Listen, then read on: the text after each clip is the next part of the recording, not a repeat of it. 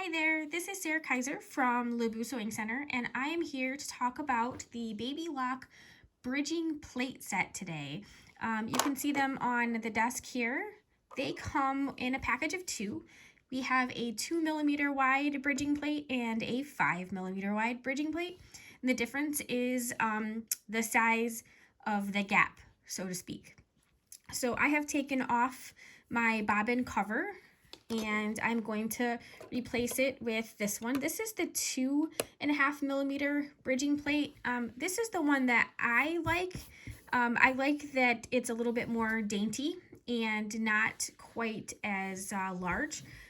But you get to pick and choose what style stitching you would like to do with this particular accessory by experimenting with the two different sizes.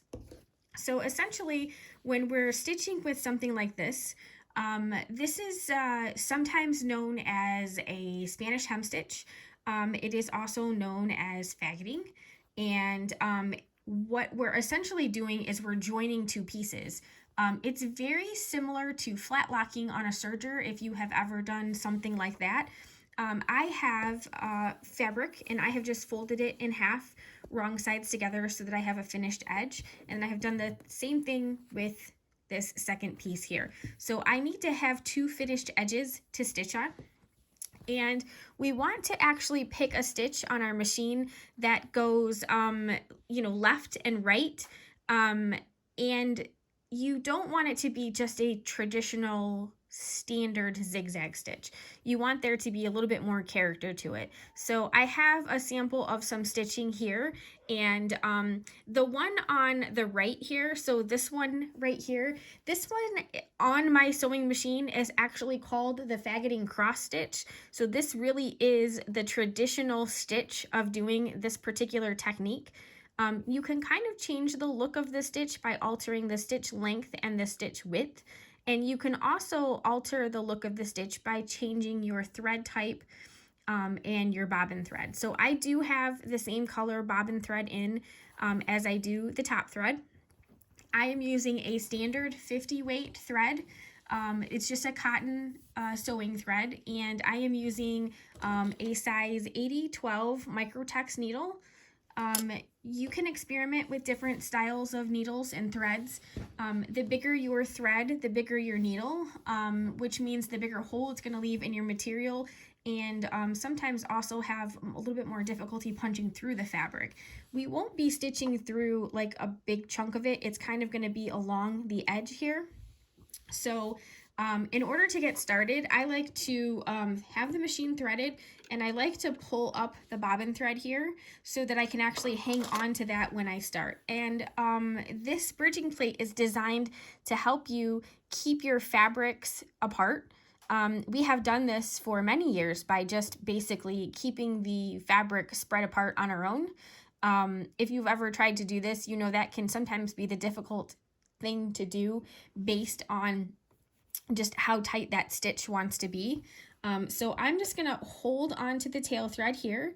I am going to put my foot down. Now I am using the knee lift that is built in on this machine here. It is one of my favorite accessories. It does allow me to have my hands on my thread, on my fabric, and put my foot down all at the same time. So if you are heavy on your foot controller, you might want to slow your speed down a little bit before you actually get started. I don't want to sew super fast. And I also want to make sure that I'm not really pulling on these two fabrics. So I'm just guiding them. If I start to pull on them, then what sometimes happens is they start to gather in the back, and I definitely don't want that to happen.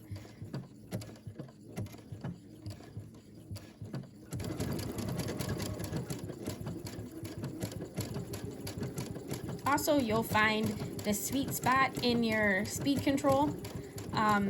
If I go too fast, it'll definitely start pulling in, and then I won't have that gap, which kind of defeats the whole purpose of this particular style.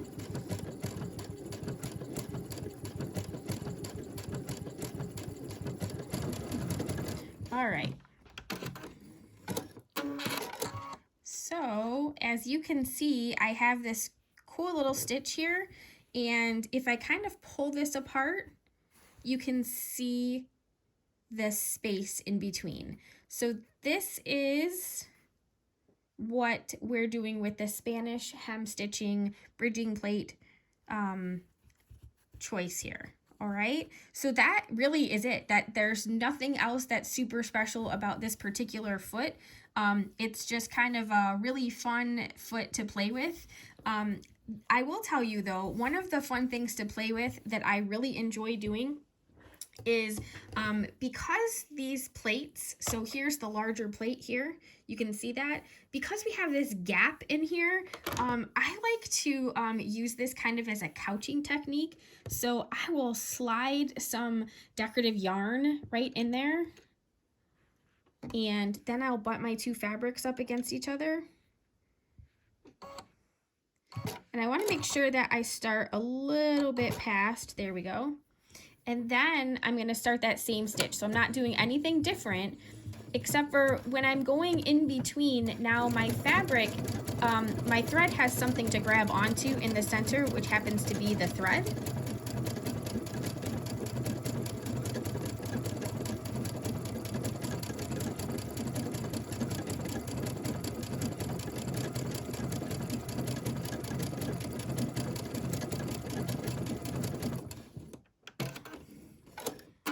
Now you probably, unless you're feeling the Halloween vibe, might not be using these particular colors, but you can see how cool the yarn is in there.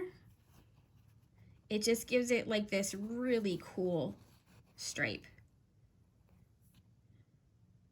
And if you use the larger plate, you're going to want to make sure that you space out your stitches a little bit further. So when I am stitching on this particular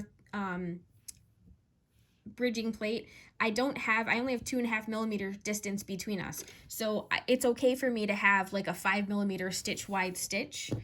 If I were going to stitch with the 5 millimeter wide bridging plate,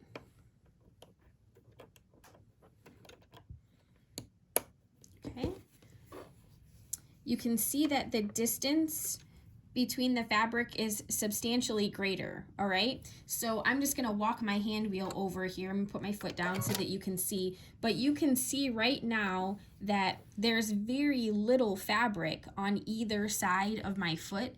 So this particular stitch width is 5 millimeters. That would not work. I would completely miss the fabric.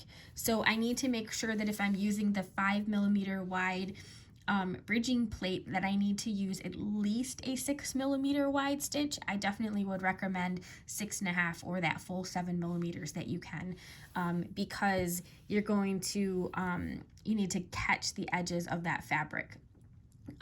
The other tip for using the wider stitch here is that you might want to increase the length of your stitch ever so slightly. If you get too narrow of a stitch length, then it sort of bunches in on itself, and give it a little practice and see what you think.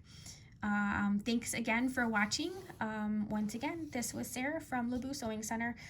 If you have any questions, let me know. Thanks.